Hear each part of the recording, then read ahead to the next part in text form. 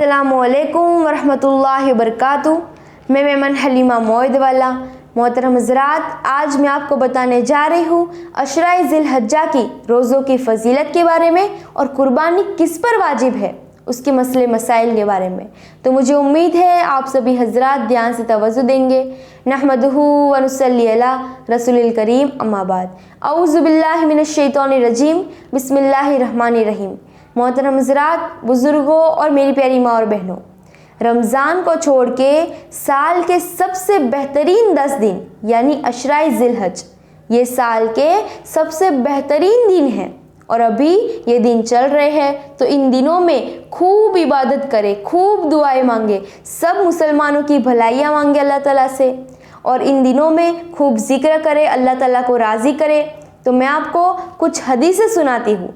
हुज़ूर सल्लल्लाहु अलैहि वसल्लम ने इरशाद फरमाया, दुनिया जहाँ के दिनों में सबसे अफजल ज़िलहज्जा के दिन है, यानी 1 तारीख से लेकर ईद उल अज़हा के आने तक है। दूसरी हदीस में है, नबी सल्लल्लाहु अलैहि वसल्लम का इरशाद है कि ज़िलहज्जा के 10 दिनों के मुकाबले में दूसरे कोई दिन ऐसे नहीं कि जिनमें नेक अमल अल्लाह को इनसे ज़्यादा महबूब हो। अशराए ज़िलहज्जा में हुज़ूर पाक सल्लल्लाहु अलैहि वसल्लम खूब इबादत किया करते थे। तो हमें भी चाहिए कि हम भी इन दिनों का फ़ायदा उठाएं और इन दिनों में खूब इबादत करें। हदीस शरीफ में आता है कि अशराए ज़िलहज्जा में एक दिन रोज़ा रखने का सवाब 1 साल के रोज़ा रखने के बराबर है, और अशराए ज़िलहज्जा में एक रात की इबादत करने का सवाब लैलतुल क़द्र की रात के इबादत करने के बराबर है। सुभान अल्लाह। तो आप दिन में जो है वो रोज़ा रखें और रात में कुछ वक्त जो है वो इबादत में लगा दीजिए, तो आप दिन रात कितना ज़्यादा सवाब कमाएंगे। अब सवाल ये पैदा होता है कि हम रोज़ा फ़र्ज़ रखें या नफ़ल।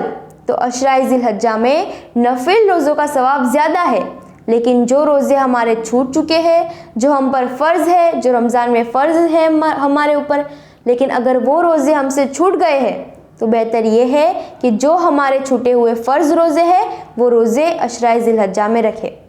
अब बात करते हैं कि कैसे पता करें कि आप पर कुर्बानी वाजिब है या नहीं।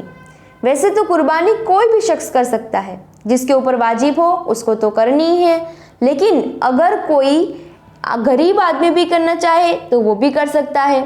कुर्बानी जिस पे वाजिब है उसे तो हर हाल में करनी ही चाहिए। मान लीजिए घर में 5 लोग हैं, 5 भाई हैं, और इन 5 भाइयों में से 3 पर कुर्बानी वाजिब हो रही है, तो इनको हर हाल में कुर्बानी अलग अलग करनी पड़ेगी।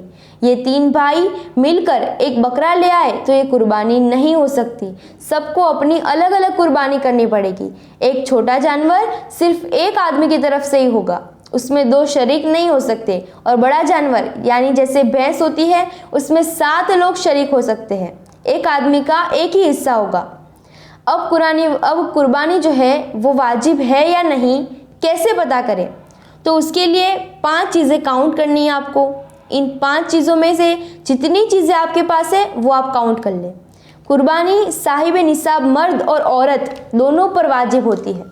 बकरी ईद के जो 3 दिन होते हैं उसमें अगर आप साहिब निसाब हो जाए तो आपको कुर्बानी करनी पड़ेगी।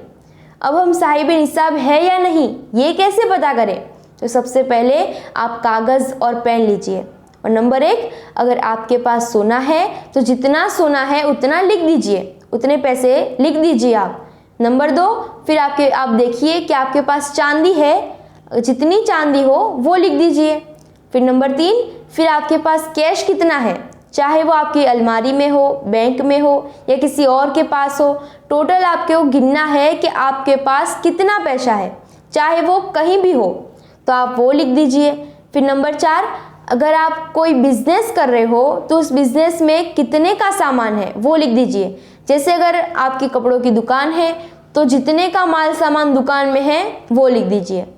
5वीं चीज़ है ज़रूरत से ज़्यादा सामान, यानी वो सामान जो पूरे साल में कोई इस्तेमाल में ना आता हो, आपने बस ऐसे शौक में ला के रख दिया हो, उसका कोई इस्तेमाल ही नहीं होता, वो ज़रूरत से ज़्यादा का सामान कहलाता है। अब इन 5 चीज़ों का टोटल कीजिए। अगर आपके पास 2 चीज़ें हैं तो 2 चीज़ों का टोटल कीजिए, 3 चीज़ें हैं तो 3 चीज़ों का टोटल कीजिए, 4 है तो 4 चीज़ों का टोटल कीजिए। अब मान लीजिए आपका टोटल 1 लाख हो रहा है, तो आपको मार्केट में चांदी की कीमत जाननी है। आपके आसपास के इलाके में जो है वो चांदी की कीमत जान लीजिए। अगर 52.5 तोला चांदी आ जाए, उतने पैसे आपके पास हो, तो आप पर कुर्बानी वाजिब है, आपको कुर्बानी करनी पड़ेगी, आप साहिब निसाब कहलाएंगे। तो मोहतरम हज़रात, बुज़ुर्गों और मेरी प्यारी माँ और बहनों, ये है ज़िलहज के महीने के रोज़ों की फजीलत और जो कुर्बानी किस पर वाजिब है उसके मसले मसाइल। तो मैं उम्मीद करती हूँ कि आप लोगों को पसंद आए होंगे। और अभी ये जो बरकत वाले दिन चल रहे हैं तो इसमें ज़रूर दुआ कीजिएगा, इबादत कीजिएगा और हो सके तो मुझ गुनहगार को भी अपनी दुआओं में शामिल कीजिएगा। अल्लाह ताला हम सबको इल्म से ज़्यादा अमल करने की तौफीक अता फरमाए। आमीन सुम्मा आमीन। मोहतरम हज़रात, इस वीडियो को अपने सभी मुसलमान भाई बहन जो आपकी जान पहचान में हैं उनके साथ ज़रूर शेयर कीजिए और सवाब की नीयत से शेयर कीजिए ताकि उनके इल्म में इजाफा हो। और इस वीडियो को लाइक कीजिए, चैनल को सब्सक्राइब कीजिए और कमेंट कीजिए। इंशाअल्लाह मिलते अगले वीडियो में। अस्सलामु अलैकुम।